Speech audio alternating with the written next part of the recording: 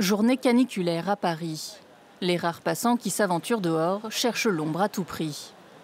Équipé d'une caméra infrarouge, Olivier Papin mesure les différences de température à l'ombre et en plein soleil afin de cartographier les points les plus chauds de la capitale. Le bitume, donc lui, s'il est au soleil, il est à 50 degrés à peu près. Et puis s'il est à l'ombre des arbres, il est à 35. Les arbres, ils ont une propriété qui est très intéressante, c'est que quand ils ont de l'eau présente dans leurs racines, de l'eau qu'ils sont capables d'aller chercher dans le sol, ils vont remonter cette eau par capillarité dans les branches, dans les feuilles. Cette eau, elle va s'évaporer et en s'évaporant, elle va refroidir l'air ambiant. Ce qui fait qu'en plus de l'ombre, on a un pouvoir de climatiseur naturel par les arbres.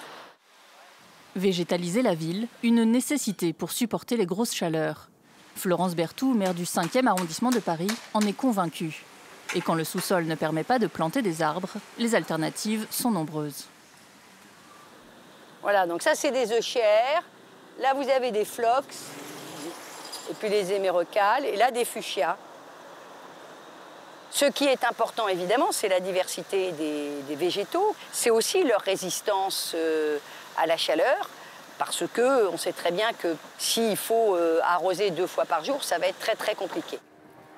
Verdir, mais aussi débétonner, car asphalte et bitume sont les grands responsables des phénomènes d'îlots de chaleur urbains. Le pire, c'est qu'en dessous, on a une couche de béton qui est assez dense. Donc ça fait un peu comme un réservoir de chaleur. Et quand la nuit va arriver,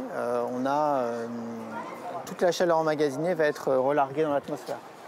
L'atelier parisien d'urbanisme préconise de remplacer ces revêtements par des pavés, du béton poreux ou encore du stabilisé, une sorte de sable, comme ici. Ce revêtement est très clair, donc en pleine journée, il est certes très éblouissant, mais l'avantage c'est qu'il réfléchit énormément les rayons du soleil, donc il n'y aura pas du tout de stockage d'énergie, donc la nuit c'est un revêtement qui va être tout de suite frais. Pour rendre la ville plus résiliente, la mairie de Paris veut végétaliser 14 hectares d'ici 2020, soit l'équivalent de 20 terrains de football. Une goutte d'eau comparée aux 10 500 hectares que compte la capitale.